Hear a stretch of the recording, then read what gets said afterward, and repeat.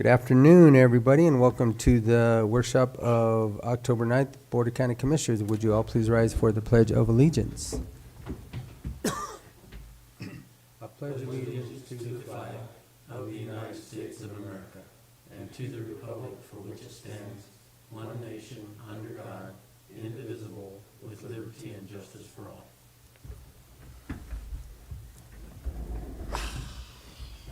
Okay, first off, we have a discussion as it relates to higher purposes homes. Mr. Shak Powers from Region 9, come on down. You're the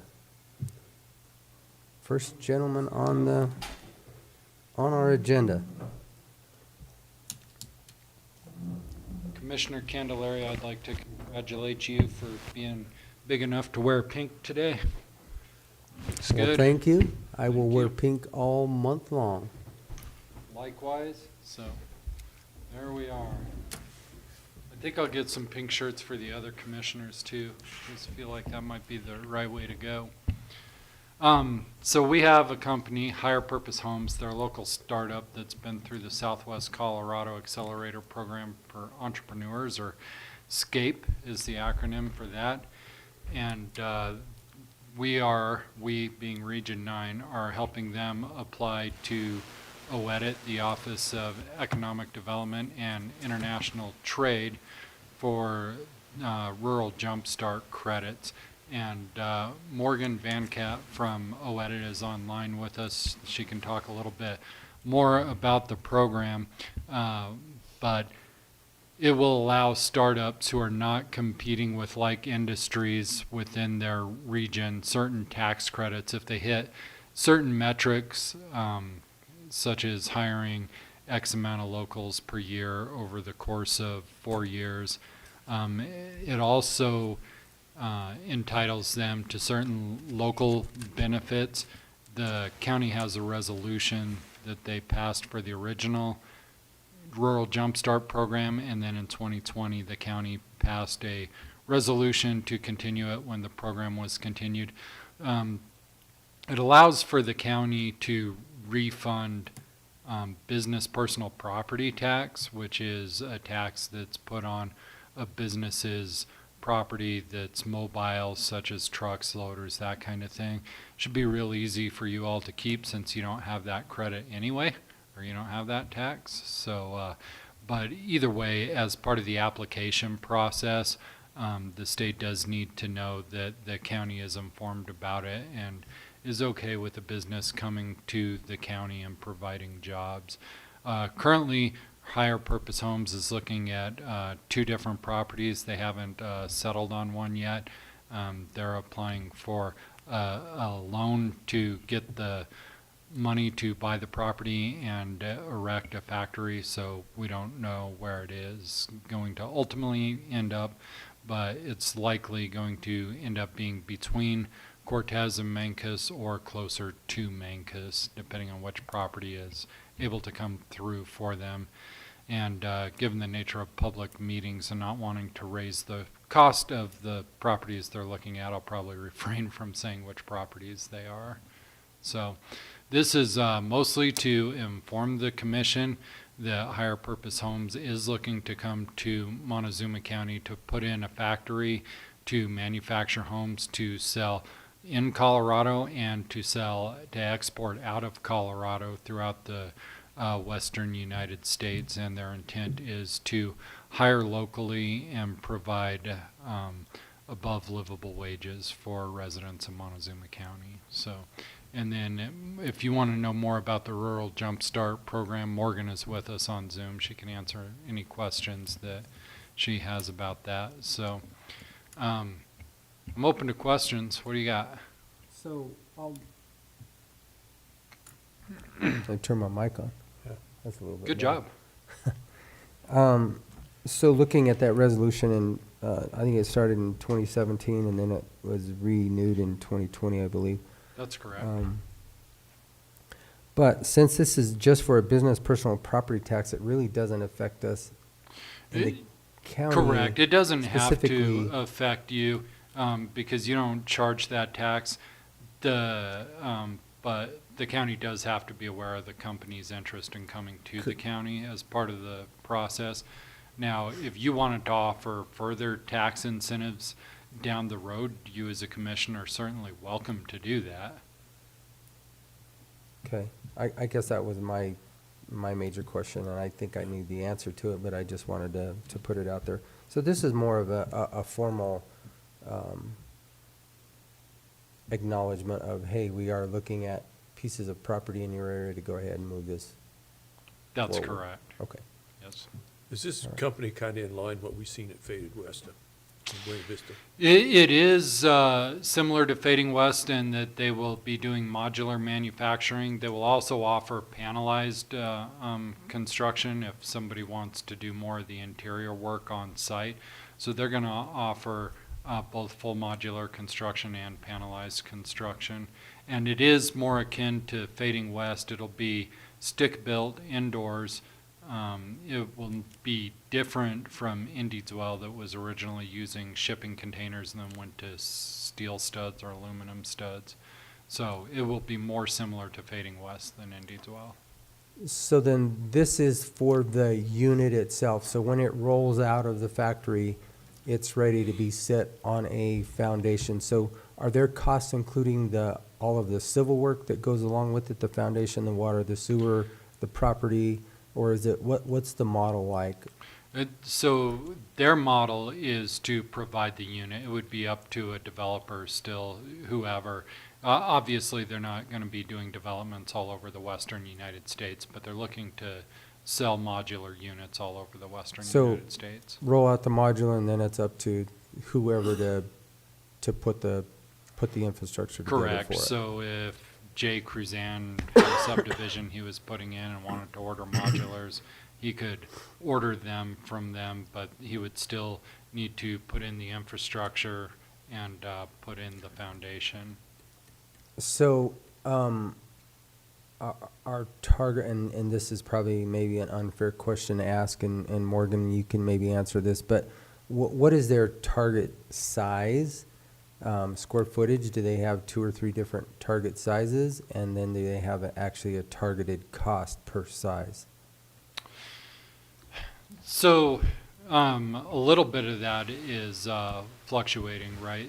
So I think they're going to hone in on 800 to 1,600 square foot, kind of that middle of the road housing.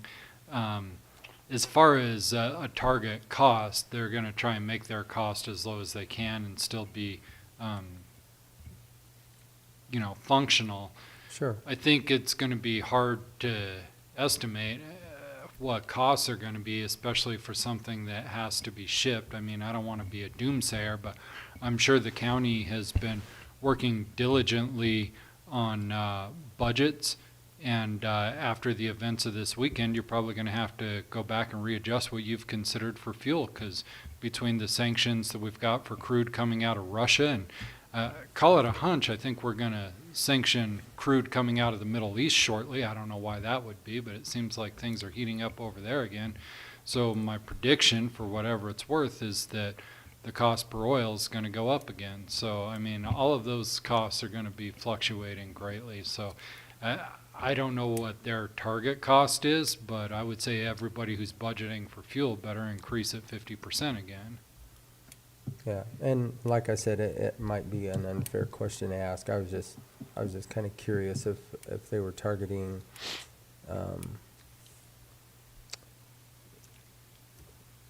kind of the middle of the road type. I mean, because there are They are different trying capacities to of hit it. modulars also. They are trying to hit that missing middle. I don't think they're trying to be as low as the government subsidized housing you see coming out of Prop 123, where they're trying to do rental units at or below 60% AMI. But they're also not looking to sell cheaply to developers who are going to mark it up 3 times either. So, Sure. yeah. So are everything that they built here would have to fit the model energy code? Is that correct for the state of Colorado, since that's where we're at in this geographical area, or is it?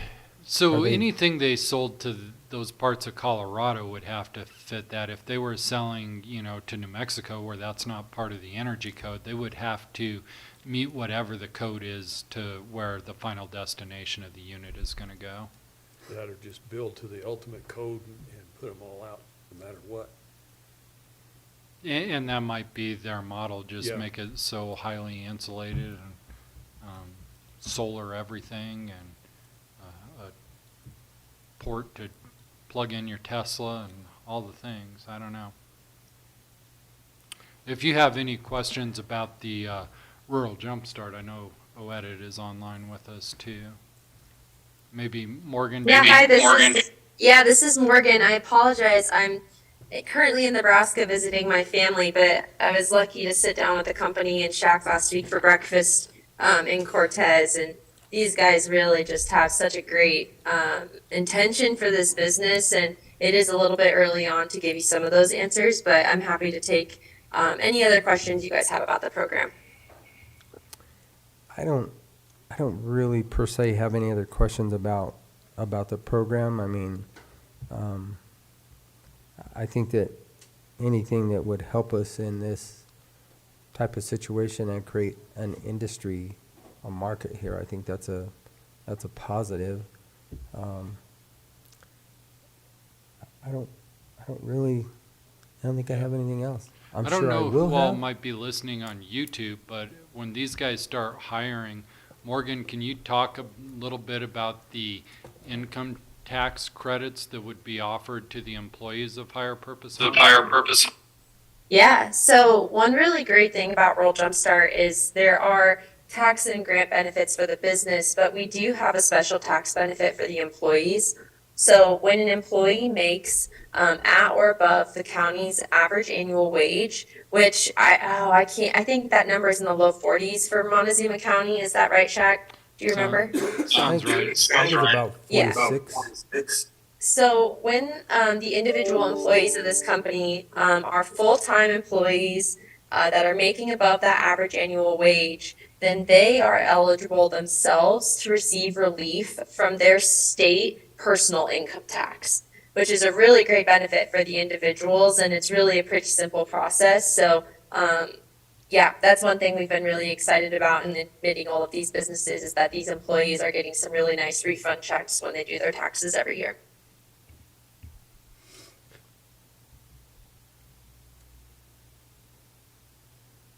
Commissioners? Any questions for Morgan? No, I don't. I'll also just say, it's really exciting to get to talk to you guys because I'm pretty sure that Montezuma County was one of the first counties that came in with that first wave of counties that joined in on the Rural Jumpstart program. So not sure if any of you were commissioners at the time, but just wanted to thank you for your support. And we're really excited to get our first business from Montezuma County into the program. Thank you, Morgan. Appreciate that. I'm sure as this progresses, we'll have more questions for sure, but if they are successful in purchasing a piece of property, do you have any estimated time of being actually able to go to work? 2 years, 3 years? So I think the initial work of building the factory would begin in spring of next year. And then, assuming they could, they've got quotes from prefab metal buildings, so in theory, they could get it tooled up in the fall and begin pushing out work in 2025 if it's able to be constructed next year and tooled up in the fall. I think they could begin ramping out winter 24, early 25. Pretty aggressive. I like it. Yeah. Okay. And I will say that you guys are in really great hands with Shak and Region 9. But I will put my email in the chat, and if something keeps you up tonight, feel free to just email me, and I'm happy to answer any additional questions that you all have. Okay. Thank you, Morgan. Thank you. All right. All right, thank you, There's Commissioner. Thank you, nothing else. Shak. Shak, I guess. Thank you. I appreciate it. Thank you. Do you want to just sit there also because we have our next bullet point, which I know you're a 123 I'm informed about it. And, yeah, yeah, okay. So that's what we're gonna talk about, 123 in the baseline and the opt-in or opt-out by Mr. Rob Dobry and Mr. Shak Powers. So with that, go ahead, Robert. Thank you. Can you hear me? I'm sorry, what? I mean, okay, it is picking up. All right. So we talked a couple weeks ago when I presented my regular update about the process for opting in, setting a baseline, and then a three-year commitment / goal for building affordable housing. The biggest thing, looking at Prop 123 and how it works, just to make the county eligible, we would need to opt in. I know that everyone would prefer to have a lower number. I think we're looking at possibly legislative fixes to come in the future to help clean up some of the issues with the program. But right now, we would need to opt in if we want to take part in it before November 1st and set a baseline. Shak was helpful enough to put together kind of baseline numbers, the lowest possible baseline numbers. So that set a number of 449 affordable housing units in the unincorporated county, which I know we all recognize that that's probably higher than it actually is. And then, so the commitment would be to increase by 40 affordable housing units over the 3-year period, 13 per year, to meet that 3% growth. Which, that's a better number than what we were originally proposed. Yeah, it originally, I think when you looked at it originally, it was like 25, 26? 26, yeah. Is what the original baseline was, which there's just not enough, we don't There's not enough have builders enough in the county to resources. meet that. We don't Exactly. have enough resources to do that. Yeah. And that's just being realistic. What is, if the commitment can't be met, what happens then? So if the commitment can't be met, basically you would, the county or the unincorporated county would become ineligible for the grant program for the 4th year. So the difference is basically you either penalize yourself in year 1 if you don't opt in, or if you don't meet your goal over 3 years, then you sit out a year. So that's really the benefit, is that we at least this way can opt in if developers, either for-profit or nonprofit developers, choose to develop affordable housing in the unincorporated county. These granting programs will be available to them. And then if after 3 years we don't meet that number, then we would have to sit out year 4, at least as the program's currently set up.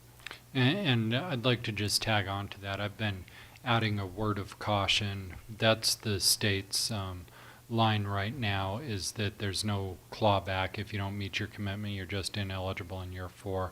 Much of the money coming through Prop 123 will be through competitive grants. And so if somebody goes after those grants and is successful in getting them and then doesn't meet whatever the requirements of the grant are, there will almost certainly be retribution for that. So, Right. I mean, to say that there's no penalty whatsoever, okay, that's fine. But if you're a builder and you're listening to this and you go after a grant, and as part of receiving the grant, you say you're going to perform ABC, and you don't perform ABC, there will likely be consequences to that.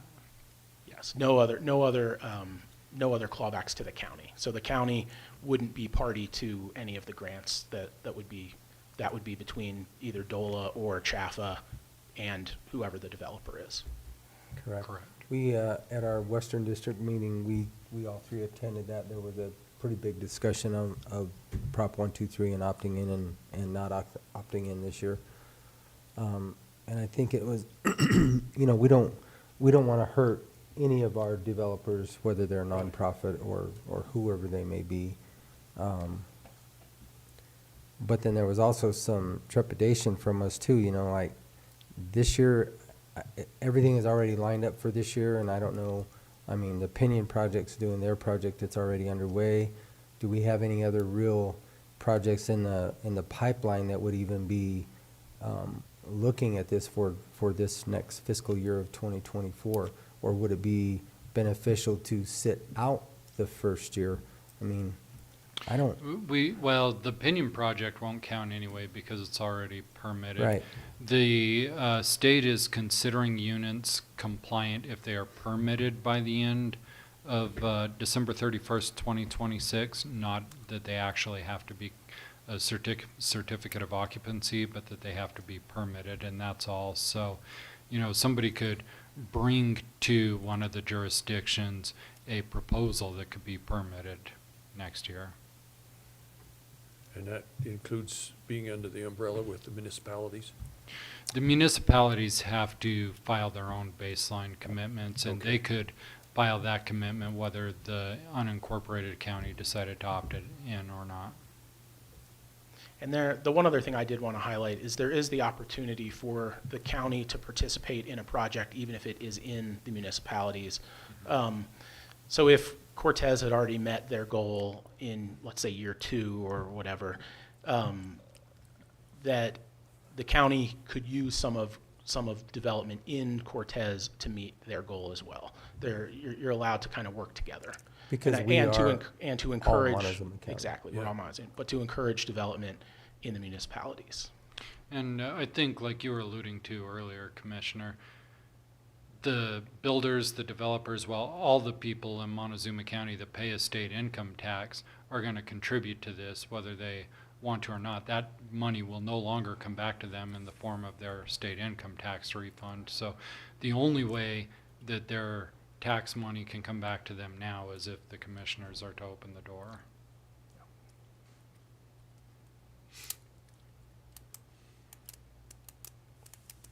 So we've got 20 days.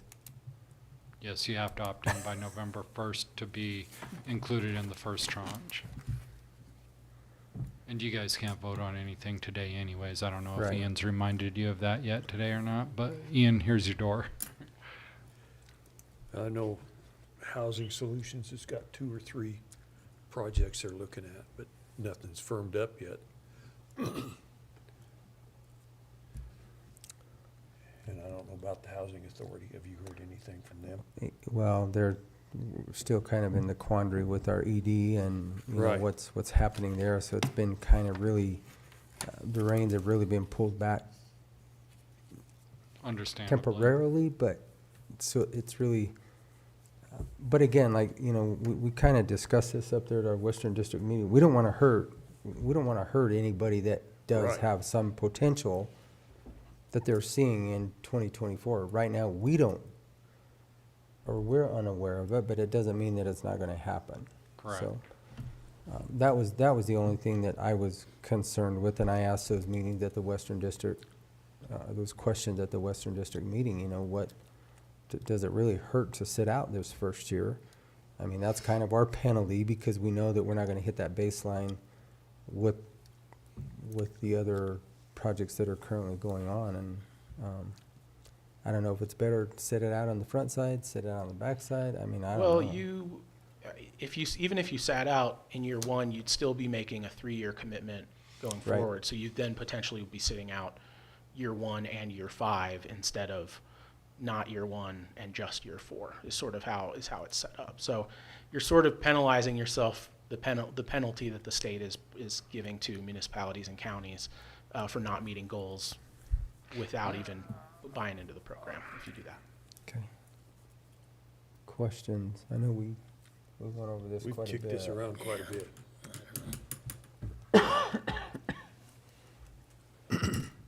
But I like the baseline of 13. That's Yeah. way more palatable. I think that's maybe achievable, but it's still a big number for the resources. It's a big number.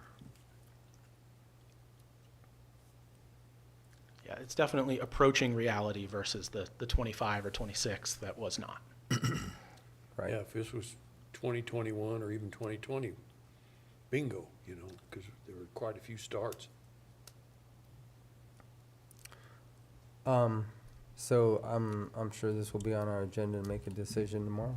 You guys have any other questions No. for either one I of them? don't. Okay. Thank you. All right. Thank you, Thank you. guys. Appreciate it.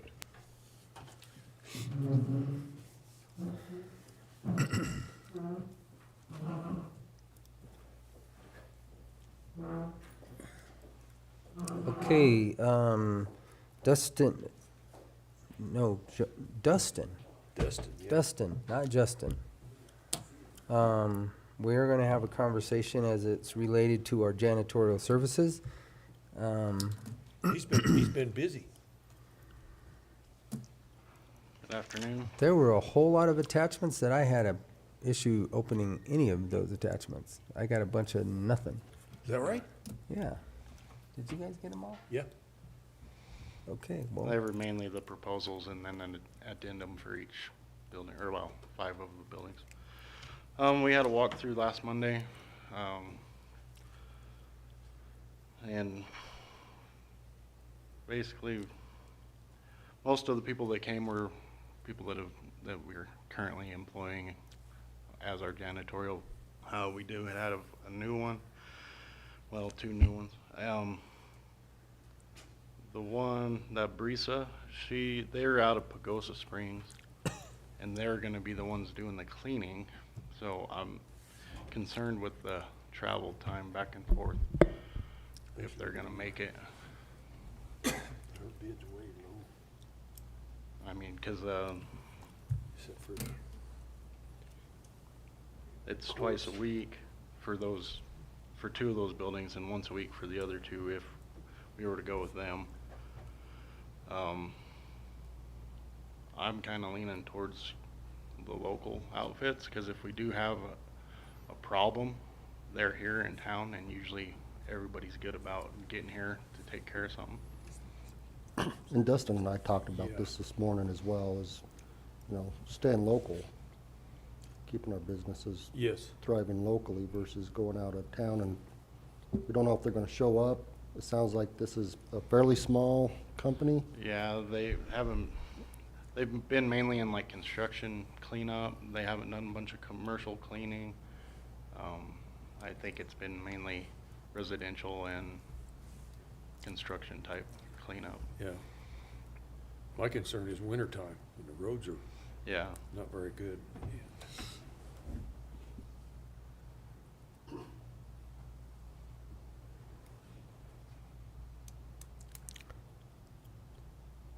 so, Dustin, you've had a chance to look this over probably longer than we have. What's your recommendation?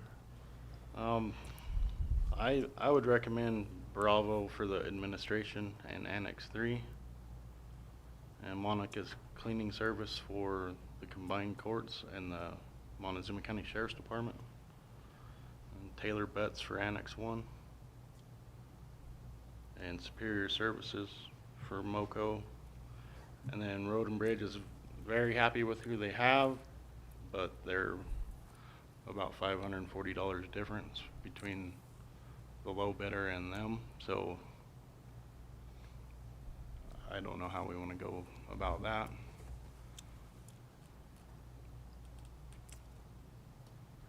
So who currently has Road and Bridge? Decker and Associates. Okay.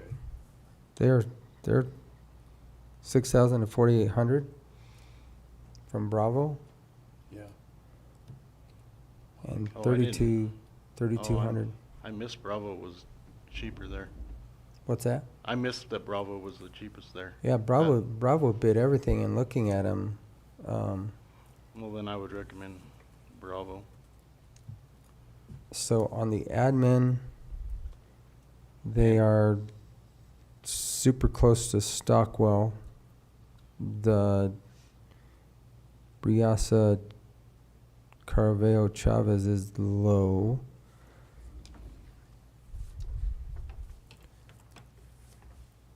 Annex 1, they're low. Actually, they're not low. We have 3 bidders, we have 4 bidders on Annex 1. Taylor Betts. She's the one that's currently cleaning that building. And that's who I would recommend. Oh, can you print this, Travis, for me? I need a little bit more time to look at all these numbers to decipher them, because there's a lot of difference right there. From And there's a significant difference. They go 19.7, 23,000 to 48,000.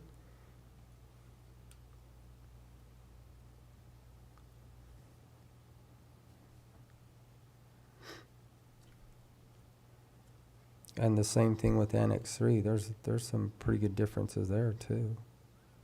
Yeah. But Bravo would be low on that one. 14.7 Yeah. on Annex 3. Moco.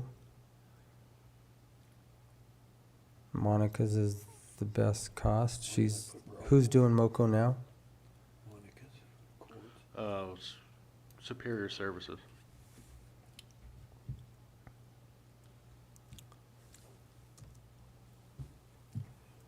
Huge cost difference in the sheriff's office. Taking her out, 19, so.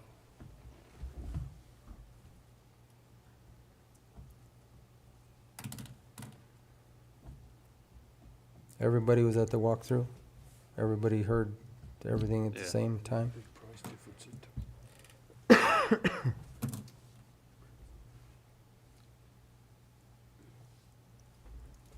Well, Are you looking at a little bit? I didn't As everything can? That's what I'm require doing that right now.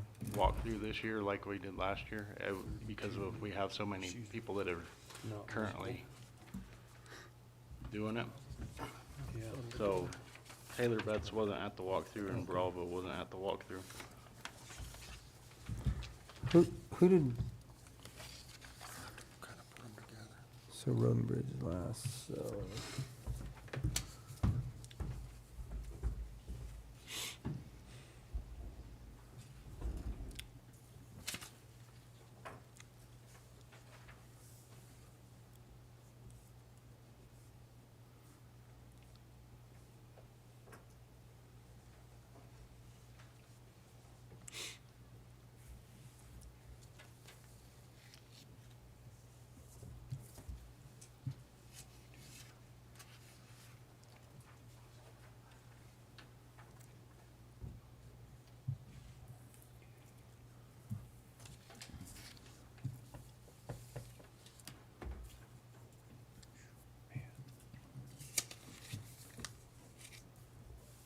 That's a big number for the courts.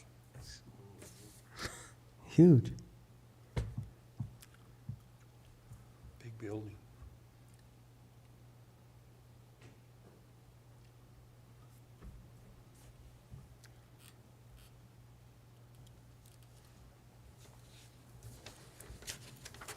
That's what I'm looking at right now. Those are, if we strike this one, but I'm not sure we want to do that. That's the one from BOCC. Yeah.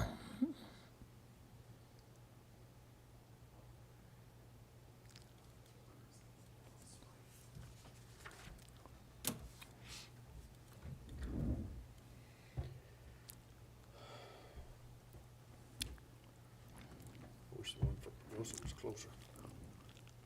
Yeah, but I mean, we can't really.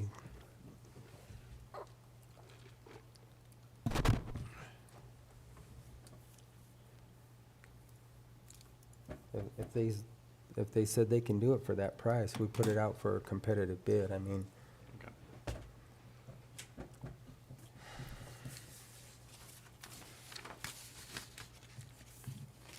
I think We'll decide tomorrow. we can stay within that percentage, but if we decide to stay with just the locals and not, then that's the, right, and I don't wanna, Did they give you any references? They gave me two and we spoke to one of them and the other one hasn't called back. I asked for three and she gave me two. that's kind of, I don't know how that matches with yours.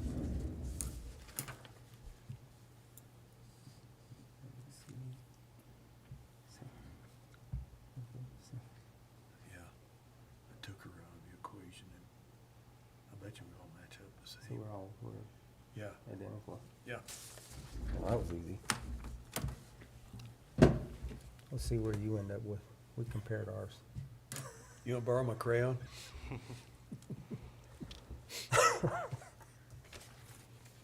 Okay.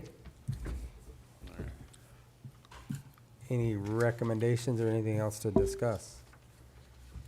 No. Okay. All right, well then we'll add up these numbers and see what these numbers come up with, Okay. and we'll go from there. All right? Thank you. All right, thank you, Dustin. Appreciate it. Justin now. Justin, we need another 10. This is Justin and Rob. All right. Open them up. It doesn't matter as long as it's in public. 'em up. Open them up. Yeah. Stand right up here in front so everybody can see you. Make sure there's no fudging. We only have one, so.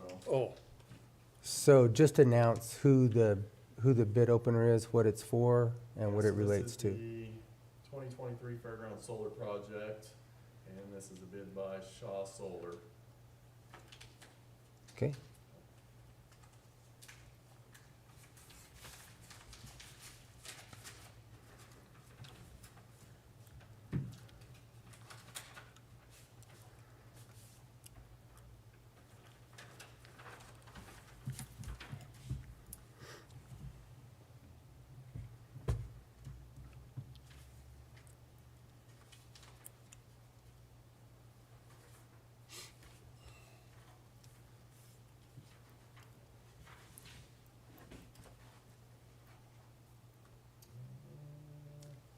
Looks like they got it broke down into different.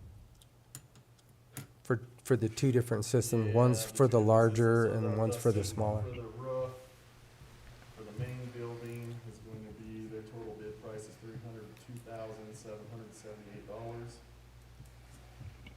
Say that again, 302? 302,778. That's to install approximately 250 panels, optimizers, inverters, racking system, all the wiring, AC, DC disconnects, conduit, permit fees, related equipment, and installation necessary to make clean power and connect to the provided interconnection circuit. That's a 112 kilowatt roof mounted PV system. And then the second part to it is for a 42 kilowatt roof mounted PV system. Includes 94 panels and the rest is the same, for $115,032. Okay, And that would basically be for the shop. okay. yep. So And make that- sure you I was analyze gonna say, those. I have the grant that we wrote in front of us, and that's within our grant budget. Okay. Okay.